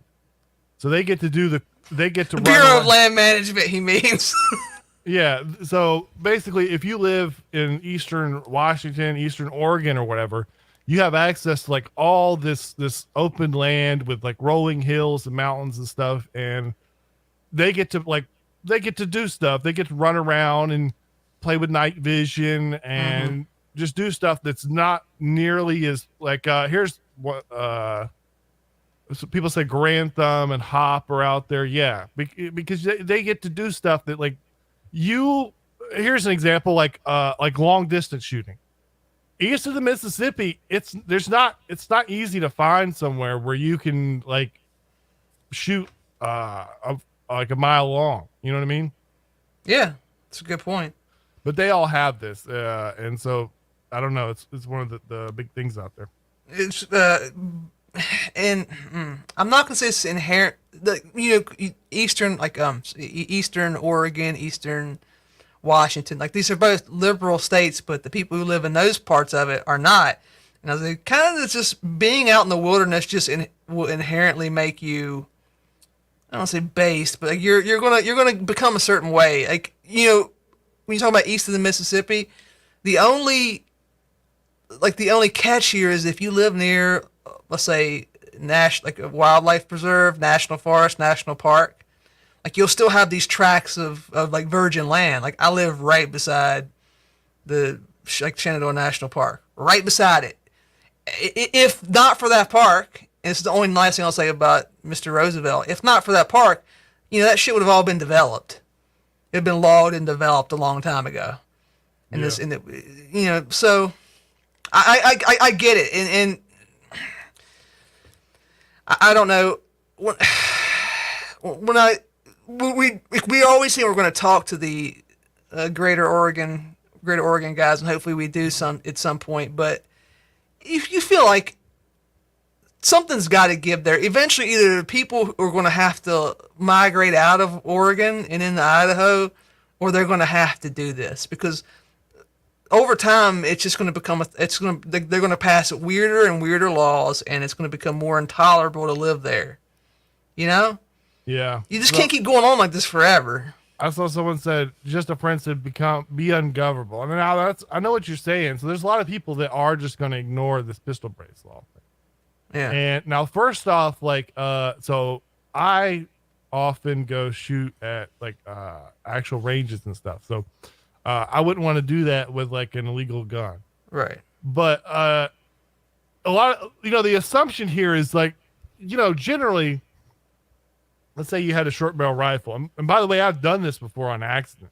I had a couple guns at a range before, and I didn't even notice at home. Of course, nobody said anything because they normally wouldn't.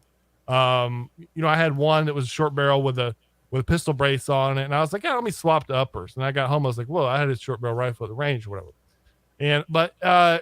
So the thing is, so you're thinking well, who's going to use this law? So who's going to do this? Well, let me tell you, the Democrat Department of Justices are building up these laws, and they're going to use them to throw Republicans in jail, just normal taxpayers, people that pay a shitload of taxes, that they love that tax money. People that pay a shitload of taxes, they're going to find any kind of way that you have disrupted gun laws. By the way, I don't know if you hear about this boy, this YouTuber that's going to jail for this Lightning Link card or whatever. Did you hear about this, Fredo?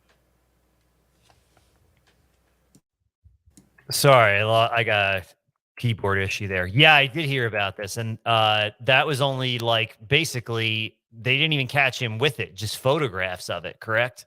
Right. And it's just a card with a picture on it with lines drawn. It wasn't even like cut out or whatever. It's CRS firearms, whatever. He's facing 100 years in jail now.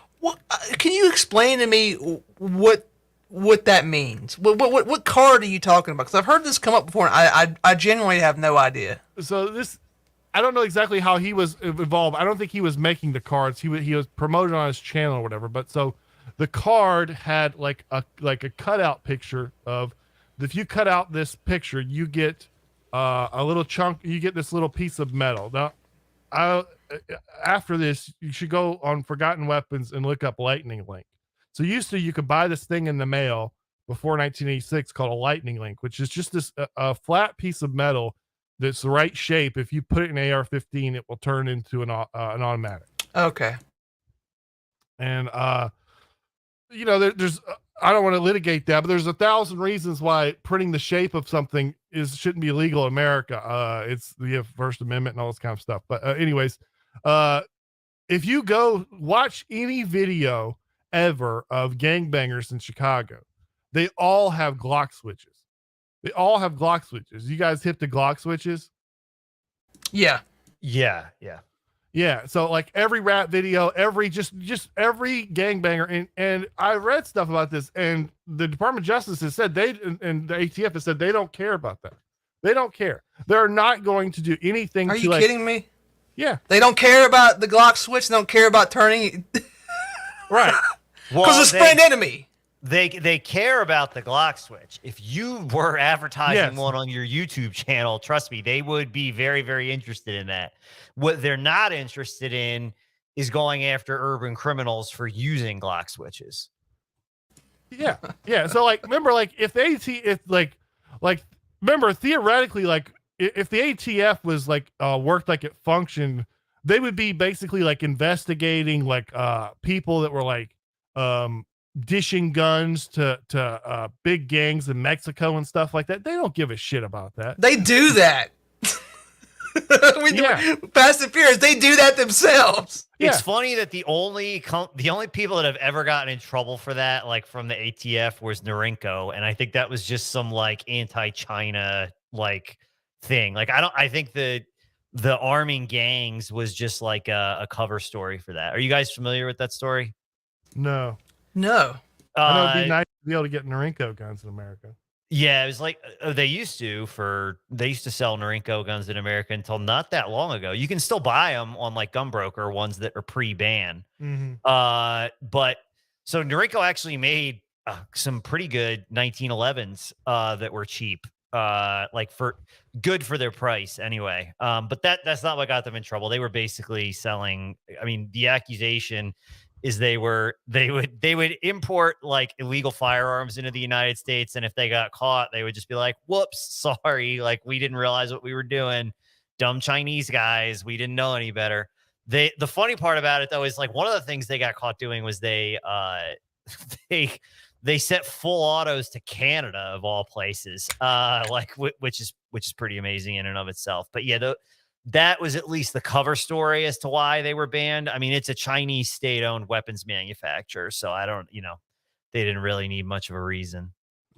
Yeah, just a friend. Yeah, well, I mean, the problem with that is, so I'm already an NFA guy. I'm 2 stamps deep as it is. Right. So for you, it's a no-brainer.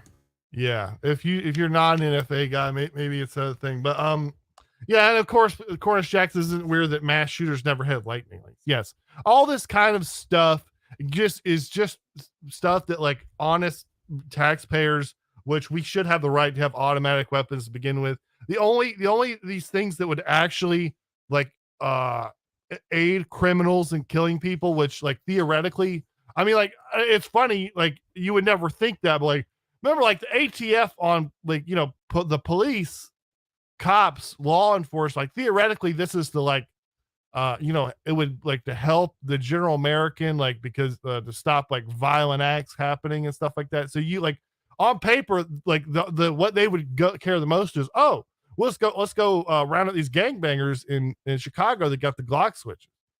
But they have no interest in doing it. They have zero interest in doing it. They just want to find basically Republicans who gun enthusiasts. They'll find you on anything, and they will give you a felony. They will give you a felony. And then furthermore, like if you're thinking like, well, this is a frivolous, like, of course this is so frivolous. There's no jury of my peers that would ever convict me. Like, go look around. If you are indicted for anything, any sort of federal crime, you're done these days. You're done. Yeah, you ain't going to go to a jury of your peers. If where they're going to send you. That CRS case or whatever, the Lightning Link case, that went to a jury of his peers, which by the way was 100% female. They convicted his ass. He's facing 100 years in jail. It's interesting too. Like they have to get more and more ridiculous right now because of CNC machining. So like, for instance, that auto key card we're talking about is sold as a bottle opener. Like, you know what I mean? And it does work as a bottle opener. You know what I mean?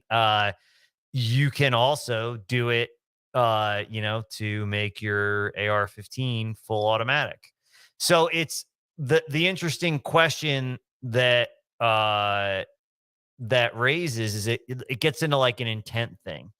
So what we're starting to see now, in a similar area is like, was this well, with the auto key card, like a lot of what they're leaning on is, oh, well, it was marketed for XYZ to turn it full auto. We're seeing this with Ghost Gunner too, right? Which is the CNC machine that's illegal in certain jurisdictions. California tried to pass a law saying 3D printers and CNC machines that have as their primary purpose firearms manufacturing are illegal.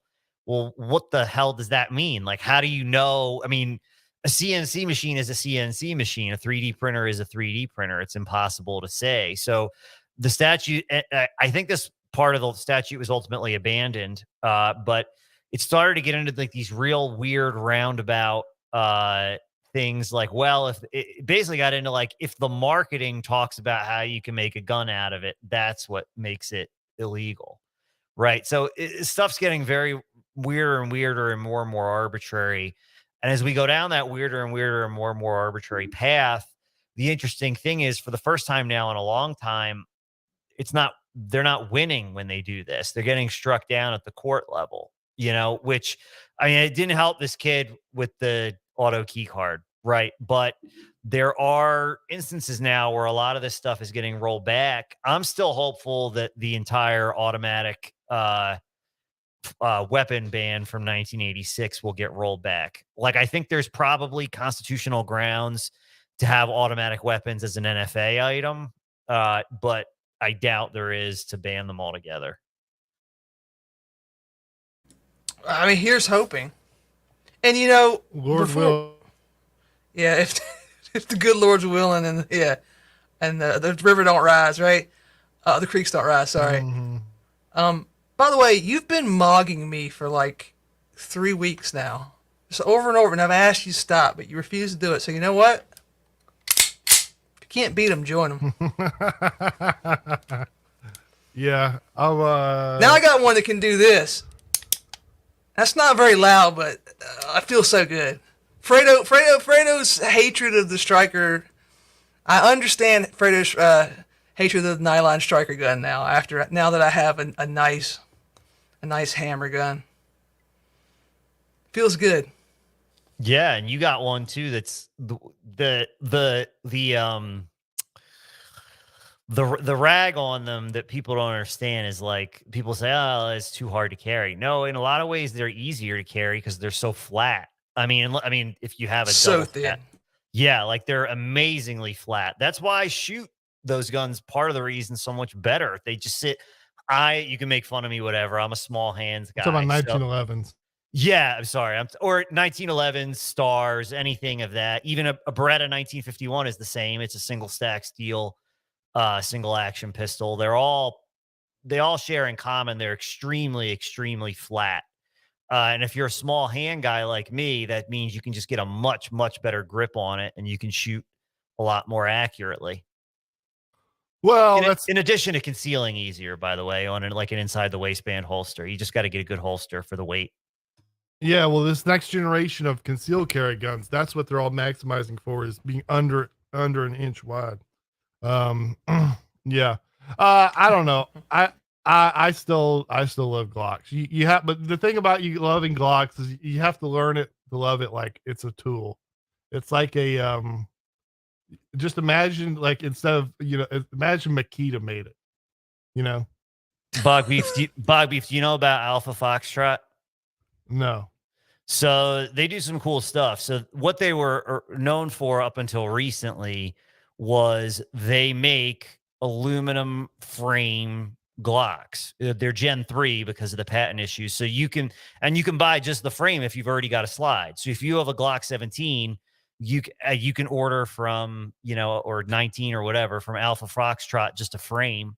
And then you've got like a Glock without the nylon. So that's kind of interesting in and of itself. And then what they put out that's been like selling like for a tiny manufacturer, from what I understand, selling like gangbusters, because I see them everywhere, is the Alpha Foxtrot 1911 S15. So what that is that is an officer size 1911 that holds 15 rounds. And the way they did it is, instead of taking a 1911 magazine, are you familiar with the Shield Arms S15 magazine? It's actually a Glock thing. I've got 6 of them.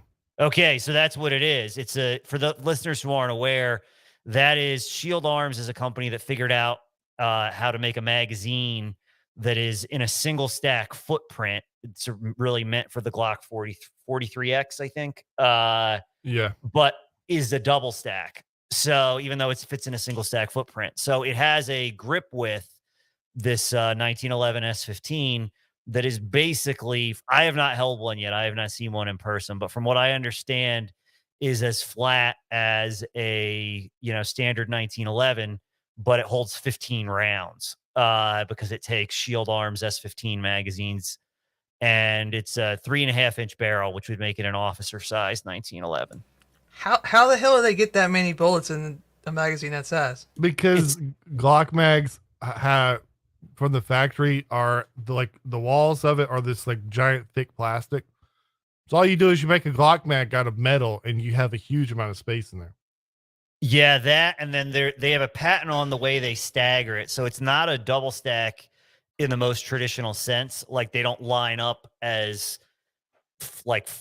I guess parallel as a Stack real and a double half. stack does. Yeah, it's like a stack and a half. So that's how they get 15 rounds in something that narrow.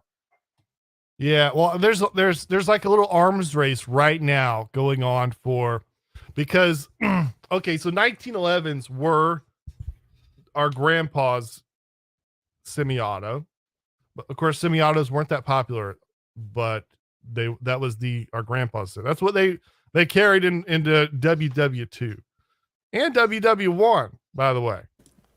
But In Korea. Yeah. And Vietnam, right?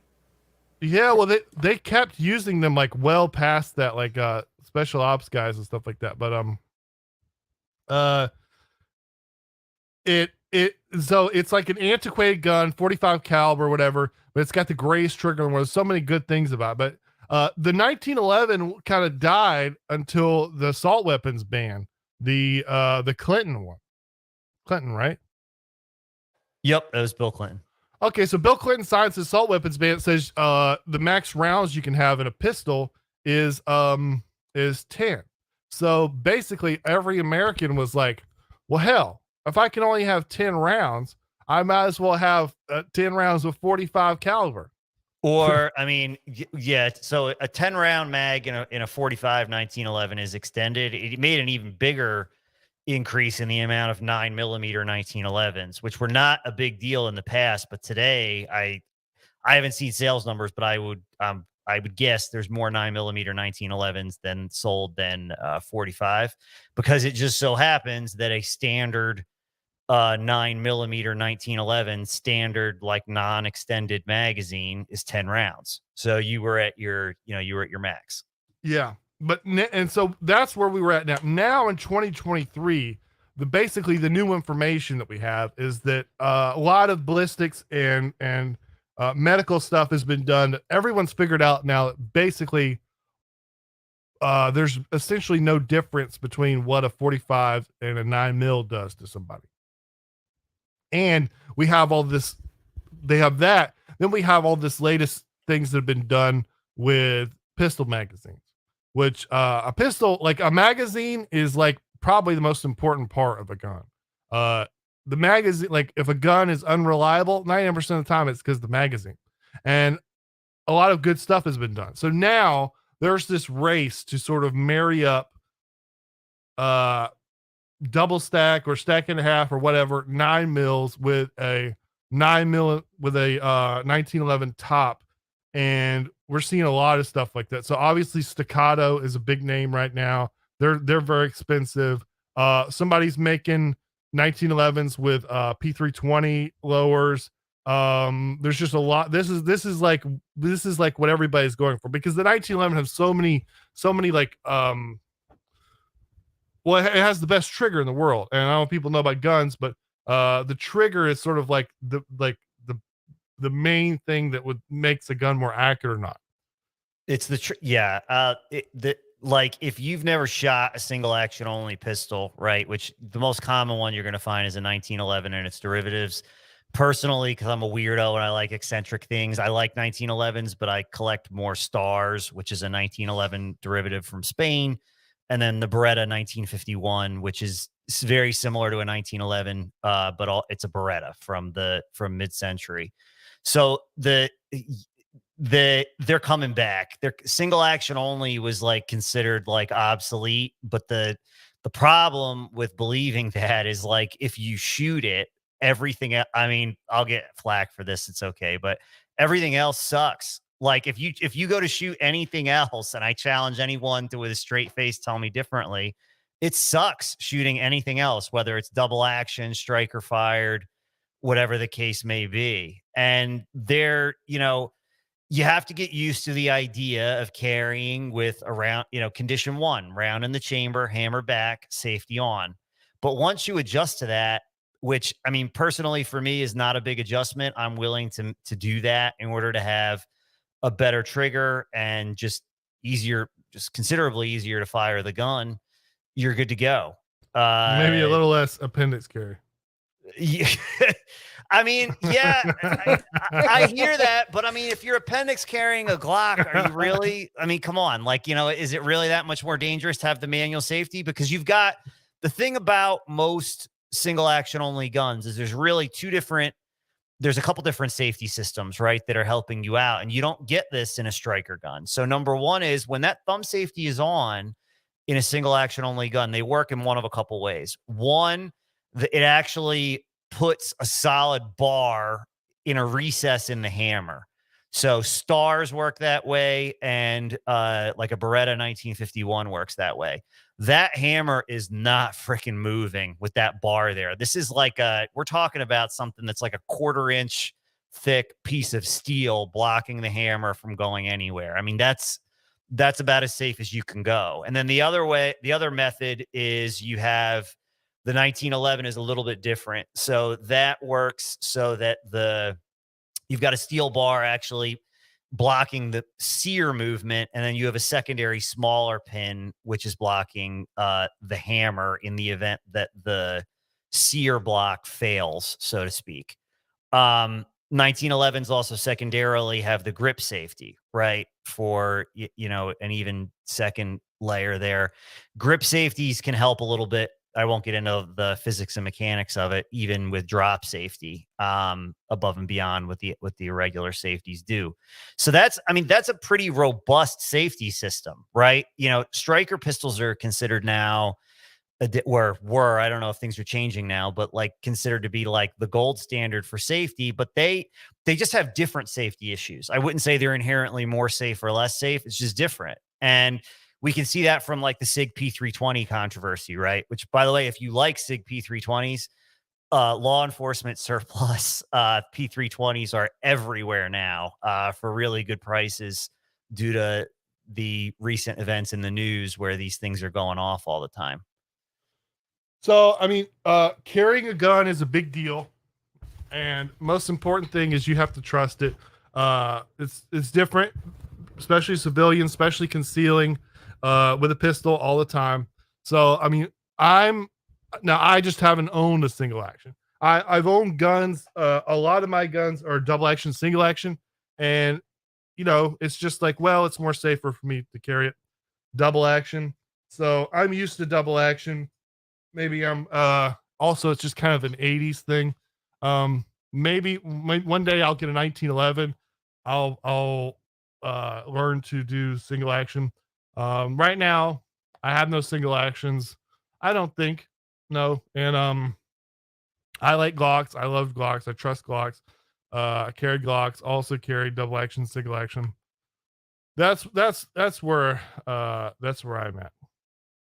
By the way, I give you a lot of credit for that too, because I mean, to shoot double action takes a lot of skill, especially there's a tremendous amount of skill in a double action, single action too, because you have to get used to two different types of trigger pull. And that, that's definitely like a worthwhile skill, and one that I just not nearly as good of a shot having to switch back and forth between two different types of trigger pulls like that. Yeah, well, I mean, all the ones I got, by the way, are really good ones, so that helps. Yeah. Someday you will join the Boomer Waffen. Yeah, I don't know. Double action is nice to have.